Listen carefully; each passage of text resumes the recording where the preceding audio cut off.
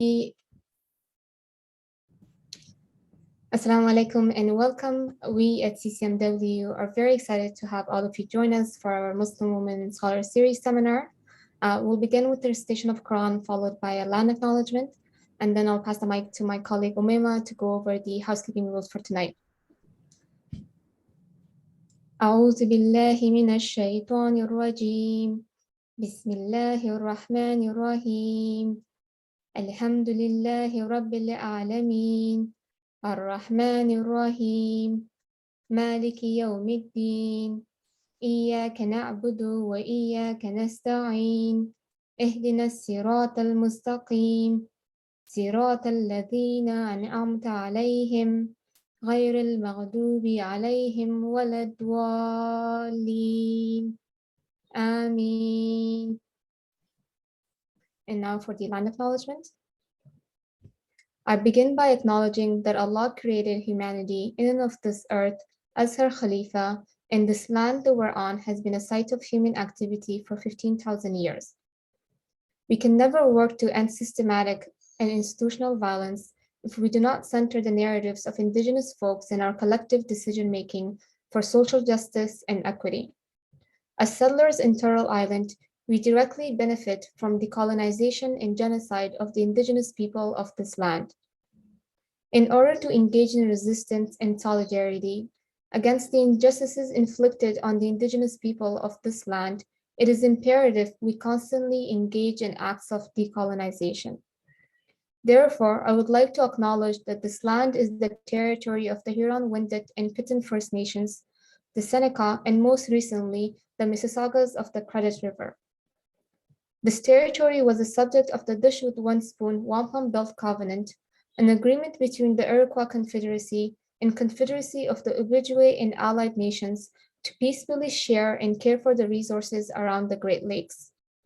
Today, the meeting place of Toronto is still the home to many Indigenous people from across Turtle Island, and we are grateful to have the opportunity to work in the community on this territory. I would also like to pay my respects to their elders, past and present, and to any who may be here with us today, physically, mentally, emotionally, and spiritually. Miigwech. Assalamu alaikum, everyone. I'm happy to be here with you all today. I'll just be going over some housekeeping rules briefly. Please remember to be respectful. We invite your comments and questions, and we will be running a live Q&A session at the end of the seminar, and we invite you to use the chat box. Please also contribute to the Q&A session with an open mind and heart, and please try to use I statements. Also consider the Q&A session as a dialogue and not a debate. With that being said, please practice active listening. We will also be recording this session, so please be mindful of this and feel free to have your cameras on. As well, a post-event survey will be emailed to you after tonight's session, and it will take about 5 minutes to complete. I will now pass it on to Nuzhat to offer us our opening remarks. Thank you. Okay. Good evening, everyone, and assalamu alaikum to you. I am very, very excited about this particular seminar. We've been waiting for it for some time, and we are so lucky to have Sarah Munawar with us. I'm going to introduce her in a few minutes and the topic as well, but I just wanted to tell you why we're all here. So CCMW has identified the need for people to think critically about the assumptions and stereotypes that exist about Islam, Muslim women and their families, both within Muslim communities and also among non-Muslims. And we want to be able to challenge these assumptions and stereotypes. And one of the ways we hope that we can do this is by featuring the work of contemporary Muslim women scholars, focusing on diverse topics related to Muslim women. So I believe this is either our 8th or 9th seminar. We are so lucky, we're so fortunate in our communities here in Canada. We have featured, I think with the exception of one scholar, Canadian Muslim women so far, and we did have one from the United States, and each one of them has been stellar and very interesting and very diverse topics. And I know that Sarah's is going to be no different. So, her topic is very timely given all of the discussions that are going on with respect to access to reproductive health, our choices as women, our agency in deciding how we want to be cared for, particularly during childbirth and the actual birthing process itself, and then care afterwards. So Sarah's presentation will be on the breathwork of Ar-Rahman, an Islamic conception of birth justice. And I have to tell you that I've been pursuing Sarah for almost a year, I think more than a year, to come and speak with us about her work. And this topic is a very personal one to her. So we'll hear her story and her research on the topic. So Sarah Munawar is an immigrant settler living on the sustained by the occupied and unceded lands and waters of the Musqueam, the Squamish, and the Salil-Watuth peoples. She received her PhD in political science from the University of British Columbia in 2019 and is currently teaching international relations, decolonial theory, and development at Columbia College. She has also taught and designed courses on contemporary political theory and decolonial liberation theologies at UBC and was a Muslim Community Fellow for the Center of Comparative Muslim Studies at Simon Fraser University. As a scholar, she specializes in contemporary Islamic ethics, critical disability studies, decolonial epistemology, and care ethics. Her research and writing is rooted in her family's situated experiences as primary caregivers for her father, a stroke survivor. She's currently working on transforming her dissertation into a book manuscript in which she weaves her family's stories of experiencing the depths of joy, grief, and isolation as a community of care with the stories of Hajra, Maryam, and Yunus in the Quran. The project will be a call to Muslims to interrogate the unequal distribution of care work in our families and communities, to support and empower caregivers and disabled Muslims in our relations, and to imagine or reimagine and design or redesign our homes, our mosques, and the spaces in which we gather to be more inclusive and accessible. As an advocate for disability justice, in her scholarship and her community work, she always centers the epistemic authority of disabled Muslims and carers and the authority of care-based modes of knowing and embodying Islam. Through her praxis as a political theorist and educator, she dreams of building a world in which interfaith and intersectional communities of care bloom infinitely. The responsibility of care is equally shared. Primary caregivers are cared for, labors of care are rooted in a decolonial ethos, and everyone has equal access to quality and dignified care in times of need. So without further ado, I'm going to now pass the mic over to Dr. Sarah Munawar. Over to you, Sarah. Thank you so much, Nushat, and everybody else for such a generous opening and for such a generous introduction. I'm also just going to share my screen so I can also do a little introduction. All right, there we go. All right, so I want to begin by first acknowledging that I'm joining today from the lands and waters of the Musqueam, Tsleil-Waututh, and Squamish nations. The space to have conversation on decoloniality has been created by the caring labor of Indigenous peoples and their resistance to settler colonialism on Turtle Island. Anti-colonial scholarship on these lands would be lost and also in vain without their leadership and counsel.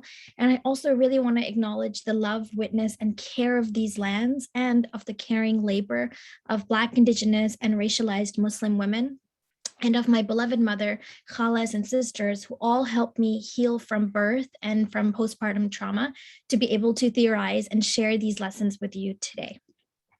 So my presentation today is called The Breathwork of Ar-Rahman, an Islamic Vision of Birth Justice. So this really is, I'm sharing today with you my story that I wrote in my first academic piece of writing since becoming a mother. It's a paper I recently submitted to the Canadian Ethics Studies Journal.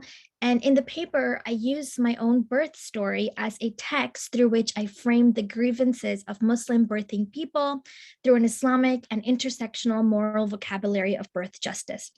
So I argue that despite all the ways that settler colonialism, ableism, heteropatriarchy endanger and displace Muslim birthing people, we remain nested within a vast constellation of care. And this constellation of care is composed of human and more than human kin who act in the name of Ar-Rahman, of Allah, and watch over and attend to our unmet needs.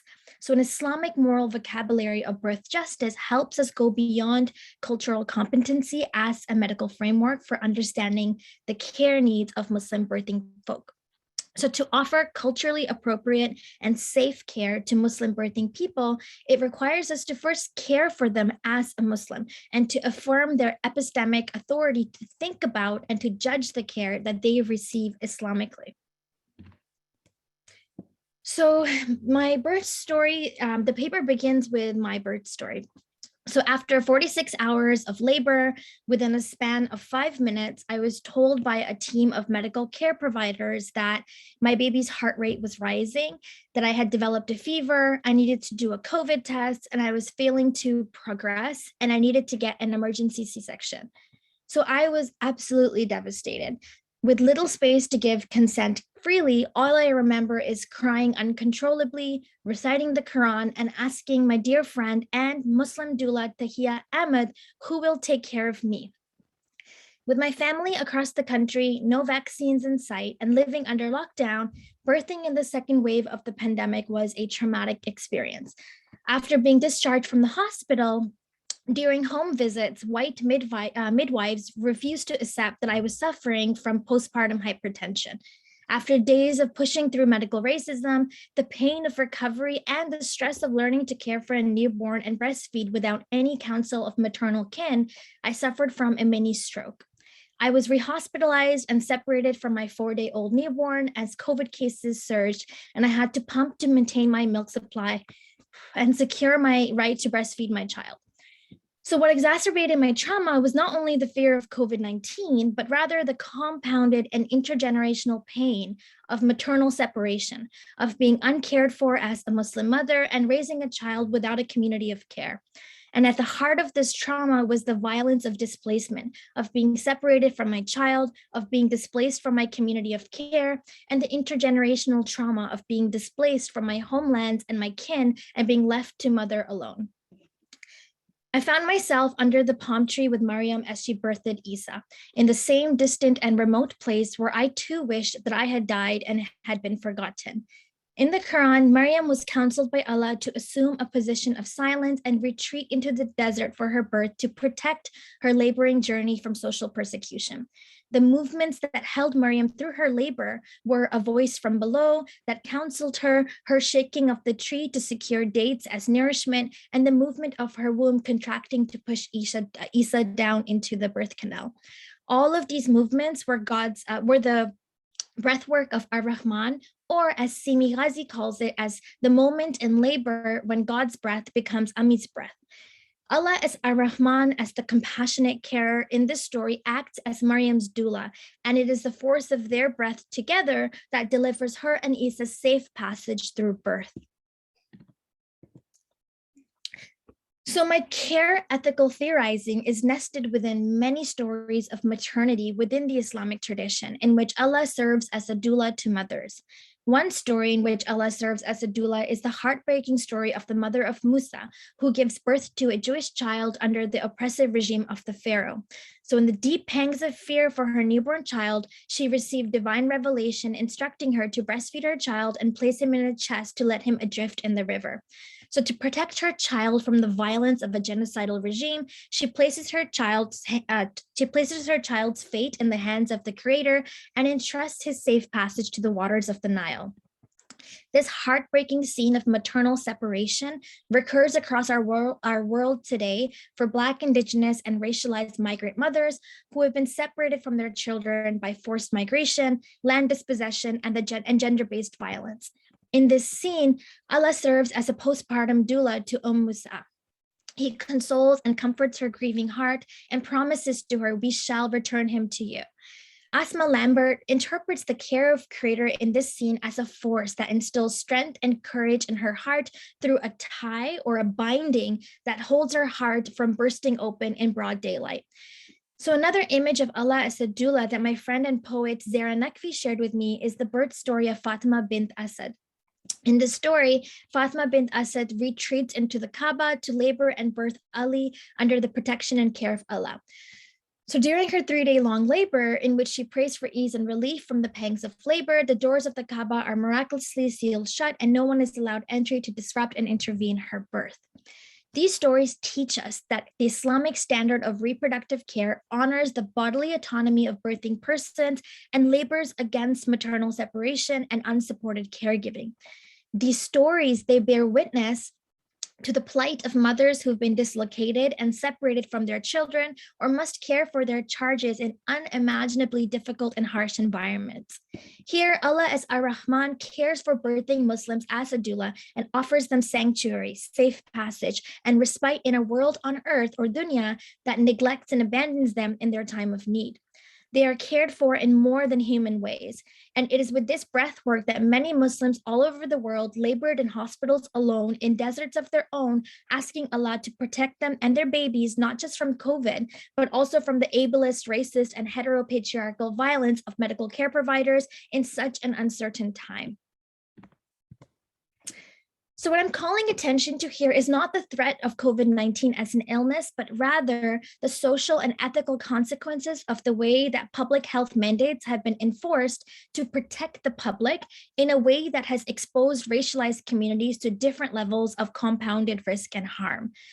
So COVID-19 protocols have been used to undermine the authority and decisions of Black, Indigenous, and migrant mothers in knowing what is best for their children, and have also led to increased medical intervention and maternal separation in the name of public health and in the name of the child's safety.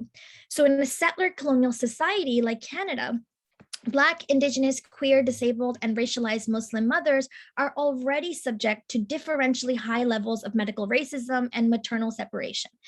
And with COVID, it just kind of exacerbates existing issues faced by these communities.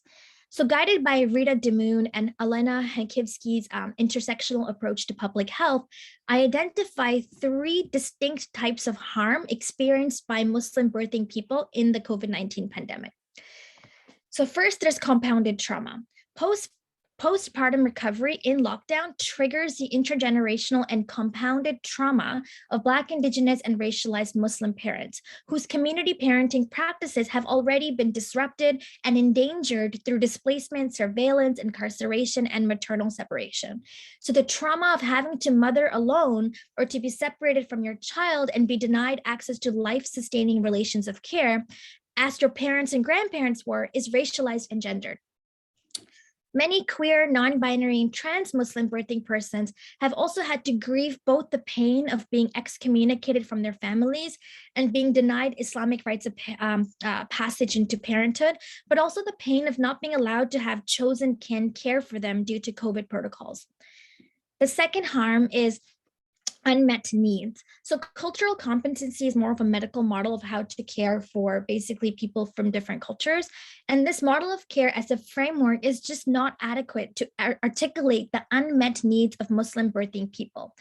In a pandemic, medical racism is less visible within virtual and home-based settings of care.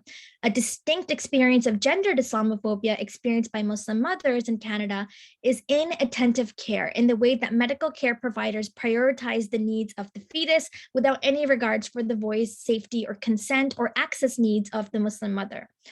So here, pandemic-related stories on risk rely on this economy of attention that centers the child's safety and frames the maternal Muslim body as a risk and the parent's competency as suspect. The racialized mother's child becomes dismembered from the maternal relation and then reconstituted through medicalized care as a member of the public, as a charge of the state that must be protected.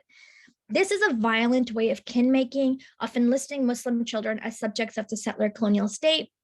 As Amina Wadud teaches us, an Islamic feminist moral vocabulary offers us a vision of birth justice that prioritizes not only the safety of the child, but also the safety of the mother, as embodied by Allah's care for Musa and also Maryam. The third order of harm is that COVID-19 restrictions that minimized gathering within the home to the nuclear family threaten the inheritance of maternal knowledge, maternal lineages of Islam.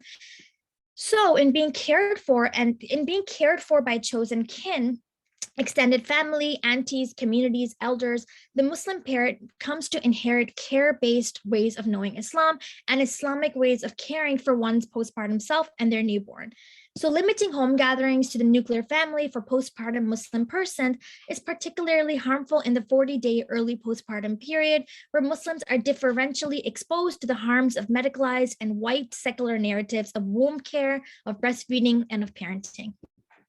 Terry Manka teaches us that an intersectional approach to public health teaches us how discourses on risk during the pandemic interact with pre-existing racist narratives that frame the racialized maternal body as risky, as a threat to the fetus, and by individualizing risk as a matter of personal responsibility as opposed to systemic failure and neglect. So my goal is to offer an alternative moral vocabulary of care, which goes beyond cultural competency training, and it advocates for the rights of Muslim and advocates for the Islamic right of Muslims to supported caregiving, and it labors against the violence of maternal separation. Safe, culturally appropriate, gender-affirming, and attentive reproductive care for Muslims is very difficult to deliver through a cultural competency framework because it does not identify the needs of Muslim people, because it assumes that reproductive care takes place only in medicalized settings. It decenters the need for gender-affirming care for non-binary, trans, and queer Muslims, and it also reads Orientalist and heteropatriarchal tropes of modesty onto the access needs of Muslims for privacy and consent in medicalized spaces. So when we consider the unmet care needs of Muslims during the pandemic, it is important not to assume the primacy and supremacy of the medical system in interpreting and attending to the needs of Muslims. Reproductive care that abandons, neglects, and is violent can also take place in all relations of care that the individual is embedded within.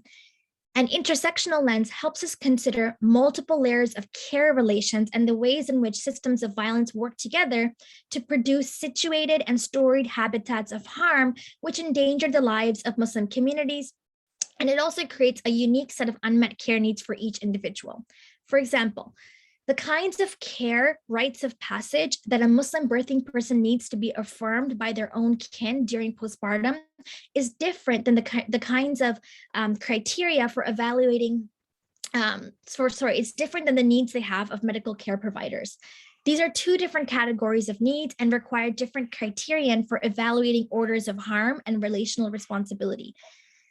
This requires us to consider Muslim subjectivity not as monolithic or fixed, but rather as storied life that is racialized, gendered, and marked by systems of ability. In doing so, we can acknowledge that the work of identifying unmet care needs of Muslims in a pandemic requires intersectional analysis that is contextually specific and challenges genocidal models of caring for Muslims, sans Muslimness, in Shaista Patel's words. So I argue that the undue medical interventions in birth during the pandemic are part of this bigger project of dispossessing Muslimness from Muslim bodies to create a secular settler subject. Attachments to the maternal, to maternity during pregnancy, birth, and postpartum are a site, a vessel through which Islamic knowledge is shared through narrative faculties of knowing, right? And as Munawar teaches us, as these sites of attachment between grandparents and children, these are locations for the inheritance and reenactment of matrilineal epistemic lineages. And this is how we come to know of Islam and how to come to embody our identity as Muslims. So for example, the unnecessary medicalization of my birth, it triggered racialized, gendered, and colonial wounds of how heteropatriarchal and white supremacist narratives of sanitization, cleanliness, and purity have been used to care for Black, Indigenous, and racialized Muslim communities in very violent ways. So on one hand, there are heteropatriarchal Islamic and cultural narratives of purity and of izzat that shaped my anxieties around who had access to seeing my birthing body and how this access shaped their treatment and perception of my worth as an individual. And the violence of these narratives is that the bodies of Muslim women, non-binary, queer, and disabled Muslims are seen as disruptive, impure, and unsightly interruptions to able-bodied and heteronormative man's world on earth, or dunya. On the other hand, there's this long history of care as a civilizing force in which the bodies, cosmologies, and lands of Black, Indigenous, and racialized Muslims were forcefully sanitized to be legible to white settler colonizers and to sustain colonial occupation. So an intersectional lens to reproductive care considers the colonial history of midwifery care and how even within the boundaries of the home, the gaze of whiteness can be violent and in violation of a Muslim person's boundaries of hijab. The policing of compulsive cleaning and sanitizing practices, from distancing to masking and to washing, especially within medical spaces, is traumatizing for racialized communities. It surfaces feelings of not being clean enough to be valued as a human being in the white gaze. Sanitizing Islam from Muslim subjectivities is a continuation of settler-colonial subject formation processes that work to kind of dispossess us of our Muslimness. And this includes Islamic ways of thinking, knowing, and judging from our bodies and these lands. In addition to white supremacist and heteropatriarchal stories on cleanliness, there's also casteist and classist histories of erasing and sanitizing the caring labor of Muslim birth workers and Islamic knowledge systems of reproductive justice. Anshu Malhotra, for example, explores how Muslim birthing practices were seen as threats to racial purity in late colonial Punjab by white care providers and high caste Hindu families. So Muslim and caste-oppressed birth workers were associated with dirty and filthy practices of care, and they were seen as inferior to professionally trained white or white-coated midwives. Discourses on the dirtiness of Muslim birthing practices were weaponized to justify the superiority of Western medicine. So during the first two waves of the pandemic, this demand for home births and midwifery care surged across the country. And this translated into this narrative that midwifery care is a lifeline, especially for rural, Indigenous, and racialized birthing persons. In 2021, in a study of 2021, Sarah Ridram studied the narratives of predominantly white birthing Canadians, and in which a white participant said that given the wait lists and lack of access to midwifery care, such care is something to hope for and feel lucky about. Many mothers were advised to retreat into the home and choose midwifery care to access home postpartum visits and check-ins. And a defining motto of midwifery care is mothering the mother. I argue that just as mothering of a child can be violent and abusive, mothering of a postpartum individual can also be harmful and damaging, as in the case of my story. So one of the reasons I chose midwifery care for my pregnancy was the option of home visits in the first few weeks after birth. This would allow me to observe the 40 days of seclusion while decreasing chances of COVID-19 exposure and decreasing exposure to whiteness with less time at clinics and healthcare settings. So while a cultural competency framework reduces and essentializes hijab as a practice of covering hair by female presenting or gender normative individuals, an intersectional lens to reproductive care, it allows us to understand hijab as a relational, spatial, and contextual practice by which Muslims can mediate how much of our whole selves are accessible and to whom in different care settings. So although I do not wear a headscarf and my midwives were white women, I felt so violated by the differential access that white midwives had to me as opposed to my Muslim kin. The public health orders created a new spatial cartography of care, a habitat of harm. So with the absencing of kin-based relations of care, I became differentially more exposed to the harm of white medical care providers. And in place of the mother work of my kin, the white midwives assumed an invasive posture of pedagogy. And this is something I learned from Sadaf Ahmed, who's also a doula. And when these white midwives assumed a posture of pedagogy and teaching me how to breastfeed, how to sleep with my child, how to read my bodily sensations and my grief as the necessary hardship of postpartum. So in my own home, where I was supposed to be safe from the gaze of whiteness, from COVID, and from the harshness of this dunya, I was told I was lying and being overly anxious about my blood pressure readings and the sensations of stroke in my body. I was being gaslit to read this pain as just how postpartum is, when really I was struggling. So naturalizing my pain as a part of postpartum not only led to a life-threatening diagnostic lapse, but it also ignored that postpartum is a sacred time where family and community gather around a Muslim birthing person's access needs, and they shield them from the harshness of this world. It is a time where you are taken care of, attended to in your most vulnerable state. It is not supposed to be traumatizing, painful, and lived in isolation. Such pain should not be naturalized as part of the experience of birthing and postpartum in this pandemic, because it really is a cause of incompetent and racist community and structural care. So what does it mean to be cared for as a Muslim and to think about our care Islamically? So to offer culturally appropriate and safe care to a Muslim birthing person requires us to first care for them as a Muslim and to empower their authority to think about their care Islamically. So whereas cultural competency and culturally affirmative care prioritize sensitivity training, an intersectional approach to reproductive care affirms the situated knowledge of the birthing person. It affirms that the situated knowledge is nested within caring encounters, and that caring encounters have like an epistemic knowledge dimension. So care knowing is a defining feature of Muslim ethical subjectivity and the cultivation of Islamic ethical orientations. Feminist scholar of Islamic law Hina Azam teaches us that Quranic stories convey ethical norms narratologically. So how we as Muslims make meaning out of a Quranic narrative and to what effect holds epistemic value and prescriptive power. In simpler words, the way that my mom mobilizes and interprets Islamic stories to teach me womb care, how to breastfeed, and how to care for my newborn is deeply rooted in our relationship and the maternal lineages of knowledge in our family. My inheritance and reenactment of Islam is a care-based tradition of how I mother my child and how I am mothered in a Muslim way is rooted in care knowing. And that is narratological, place-based, contextual, communicative, and immersed within our particularities. So maternal lineages of Islamic knowledge that shape how we care and how we are cared for by others guides the access work with which Muslims make space for marginal others within our gatherings. In caring Islamically and in being cared for as a Muslim, we come to learn about Islam and what it means to care for our relations in a Muslim way. Aisha Chaudhry teaches us that Islam is a living tradition that takes on the narrative textures of storied lives and peopled histories and landscapes. Islam is rooted in care knowing.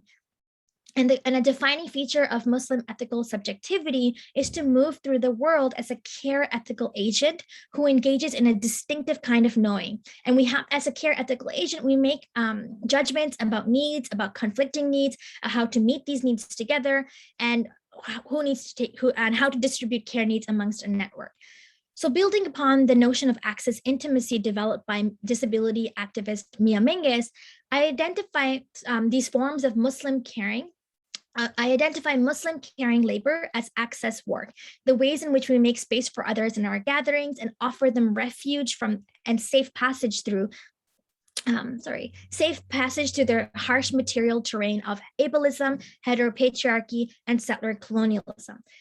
Caring for Muslims as Muslims also requires us to honor the Islamic principles of reproductive justice, which espouse the right of Muslim birthing people to supported caregiving. As Muslim feminists teach us, the needs of Muslim birthing people cannot be ascertained through heteropatriarchal interpretations of Islamic bioethics and fiqh, or even Orientalist conceptions of culturally competent care.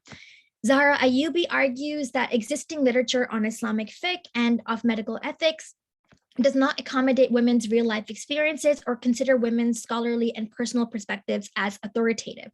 Citing Ingrid Mattson, she calls for an alternative paradigm of Islamic medical ethics that is beyond fiqh and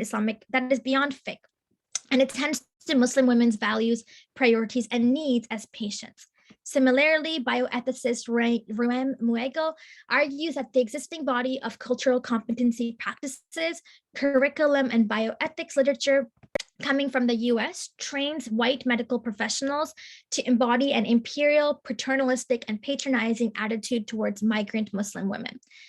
So what I hope to add to Muslim feminist contributions to Islamic bioethics is the value of intersectional theorizing and praxis in espousing care-based epistemologies of Islam and outlining the harm and epistemic violence experienced by Muslim pregnant, birthing, and postpartum persons and the care that they receive in a settler-colonial society. So the Muslim birthing person is supposed to begin their journey with the right to supported caregiving. And just birthing persons have a right to relationships that sustain us and our relationship with our child, so that this way we can care for our babies and our newborns without the caregiving becoming a liability to our own well-being. So in contexts where this right is denied through systems of oppression or is neglected by our communities, the needs of the birthing person do not remain unseen by Creator. They are assumed by a source of care that is more than human and is beyond the nuclear blood family. It is beyond carceral institutions of care and beyond neoliberal models of community care. Muslim, pregnant, birthing, and postpartum people who are displaced, dislocated, and disembodied through neglectful and violent reproductive care are housed, homed, and offered safe passage through the love, care, and mercy of Ar-Rahman in whatever way it finds them. One Islamic practice of womb health is isolating oneself at home for the first 40 days after birth. This is a sacred time where we build and deepen our bond with our child while recovering from birth trauma. In this time, the birthing person is fed, taken care of, and tended to as they learn to take care of their newborn.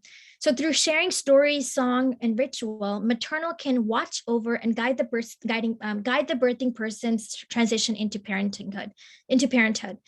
So through maternal epistemic lineages, knowledge such as recipes to build milk supply, rituals from womb care such as belly binding and vaginal steaming, prayers to recite to protect a newborn, and postpartum massage are passed down from one generation to the other. Such community practices of reproductive care are culturally affirmative, and they honor three distinctly Islamic rights of Muslim birthing persons: the right to return to our mother and to our motherlands, the right to supported caregiving, to be supported as we care for our babies, and the right to care and be cared for as a Muslim by our chosen kin. So this care is, of course, culturally affirmative and Islam-based. So when I asked my doula who would care for me, she promised me that her family would, and they did. Her mother cooked and fed me meals throughout my early postpartum, and my immunocompromised mother and my sister, they risked flying in the pandemic just to come take care of me, and our relationships were renewed and deepened in unimaginable ways. Coast Salish lands and waters sustained me and let me pour my grief into this earth to be healed. My friends showed up for the distance visits with meals, prayers, and affirmation. My khalas, nanu, and dadi recited the Quran for me daily. My postpartum depression, my ancestors visited me in my dreams and in the songs that I sang to my newborn. And as I healed from postpartum depression, anxiety, and PTSD, although I felt betrayed and abandoned by white medical care providers, I was held in place by an entire constellation of care. So when state-centric models of reproductive care consistently fail, neglect, and endanger Black, Indigenous, and racialized birthing persons, communities of care arise to attend to the needs of caregivers and alleviate these precarities of dependency. These constellations of care, they offer shelter and respite to Muslim parents and sustain the relational ecology of Islamic knowledge. So here I'm drawing upon Indigenous feminist Leanne Simpson's interpretation of constellations of care as that which holds open a doorway through which the birthing person presences a new being from the sky world into this dunya. So these doorways are made possible through place and land-based constellations of care. They facilitate our return to ancestral knowledge, to the land, and to one's relationships. So within the Islamic tradition, I read these constellations to be a type of community-based doula care that is animated and watched over by Ar-Rahman, with which we make space for the birthing Muslim person in our gatherings and uphold their right to supported caregiving. And it's also the way that we labor against the violence of maternal separation. These attachment sites of pregnancy, birth, postpartums are doorways for knowledge sharing and knowledge keeping. And for migrant Muslims living within diasporas, these stories are often reenactments of rituals, practices, and standards of reproductive care that they received back home and are offered as a flight path for their children to find their way home to Ar-Rahman and to our ancestral homelands and maternal kin. So the constellation of care that surrounds Muslim birthing people goes beyond the scope of medicalized care. It is composed of not only individuals such as grandmothers, doulas, midwives, aunties, friends, but also of lands and waters, of the places that sustain us and the ancestors that watch over us in Allah's name as we bear life. So although racial capitalism, heteropatriarchy, and ableist violence displace us from our homeland and they put us in very uncaring relations with the Canadian settler-colonial state, birthing Muslims are still able to feel a sense of being home in the care of Allah as Ar-Rahman. So I just have 2 more slides left and we're almost finished. So in researching for this paper, I came across the testimony of a Black Muslim mother, Candice LeBlanc, who gave birth in Ontario. She shared how racist discourses around risk and COVID-19 were used to excuse and conceal medical racism by white care providers during her birth and postpartum hospitalization. So COVID protocols were used to basically justify her being separated from her child, and she had to advocate greatly for her right to be home and to be discharged with her child. In this testimony, she quoted this very powerful statement. I was faced with a decision to place my baby proverbially in a basket on the river Nile, and wait for God to bring him home back to me eventually. This is what it felt like to leave my baby alone in the hospital, or should I say in the house of Pharaoh, to me a foreign place, unnatural in its design and oppressive in its rule, a place that was governed by liability, not empathy, a place with too much head and not enough heart. This was my Red Sea to cross. I crossed the Red Sea of racism and inconsistent protocols and got to take my son out of the hospital and bring him home. So in LeBlanc's birth story, she powerfully evokes the promise Allah makes to Musa to reunite her with her newborn. She draws strength not only from the Quran, but also racialized health workers and the aunties at the masjid who offered to care for her children as she fought for medical discharge. Her story brings to light that much of the caring labor, whether it's the grief work for abortions and pregnancy loss, the interpretive work of translating and naming medical racism, knowledge keeping around lactation support, menstrual care, and womb health, or even community practices of mothering the mother are not performed by medical professionals. In the house of Pharaoh, these forms of care are life-saving and essential for disabled, racialized, and queer-bodied pregnant, birthing, and postpartum Muslims. At best, the caring labor and access work of Muslims is considered in community-based aspects of public health, and at worst, it's invisible and undervalued, or it's vilified as superstitious, backwards, and medically unverifiable. So the practices of other mothering, for example, or community mothering and mother work have been theorized by Black and Indigenous feminists to articulate the mothering relations within care webs beyond the nuclear family. So community mothering is a way to protect Black, Indigenous, and racialized children from the ways that state violence destroys kinship systems through incarceration, land dispossession, poverty, and institutional care. So within Muslim communities, the boundaries, responsibilities, and ethos of community mothering in the context of postpartum care are culturally defined. Even in sharing a faith and reading the same Islamic stories, the epistemic heritage one uses to interpret Islamic stories of maternity is contextually diverse and rooted in place, relationships, and situatedness. So for example, a Punjabi Muslim doula might create a recipe for panjiri to help with breast milk supply. A West African Muslim birth worker might create a herbal blend for vaginal steaming. An Indigenous Muslim grandmother might perform a smudging ceremony. These 3 individuals might perform 3 distinct rituals and recite the same prayers from the Quran. The narrative textures of Muslim ways of caring and the relations of care within which our knowledge is nested are called maternal epistemic lineages. This work of mothering are community-based practices of kin-making and supported caregiving, and these are vital lifelines that we did not have during the first 2 or 3 waves of the pandemic. And yeah, this is the last slide. So the force of this care that I'm speaking of is harnessed through labors of homemaking, of lodging, that is not rooted in colonial conceptions of property ownership or settler subject formation or through the theft of land. So identify such homing work as kin making, a type of caring labor Donna Haraway defines kin making as making a person through assemblage of relational care. It is important to stretch and recompose how we belong to and with one another, and to reimagine our moral personhood outside of heteropatriarchal ableist conceptions of subjecthood. So in an Islamic sense, kin making is a kind of act of seeing how our body, the spaces that we hold together, and it's also a way of making space in our gatherings, of homing, of housing within our relations, those who have been dislocated, dispossessed, and disembodied by colonial violence. It is a way of making ourselves attached to, responsible for the plight of marginal birthing others. Radical Muslim birth workers and birthing practices of kin making not only draw upon the guidance and counsel of Black Indigenous birth workers and the birth justice movement, but they're also grounded in Muslim caring practices and loving and reciprocal relations with the land. Here, planting seeds of home, within Muna Saleh's words, is a matter of mobilizing maternal lineages of knowledge to tend to our wounds in our relationships.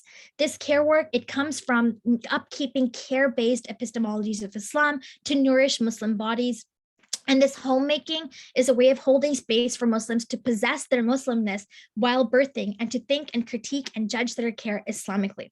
So in conclusion, from Hajar's pilgrimage to Maryam's birth, to Musa's separation from her newborn, to Fatima's difficult labor, stories of maternity within the Islamic tradition bear witness to the plight of mothers who've been dislocated and separated from their children, and they're forced to care for their charges in unimaginably difficult and harsh environments.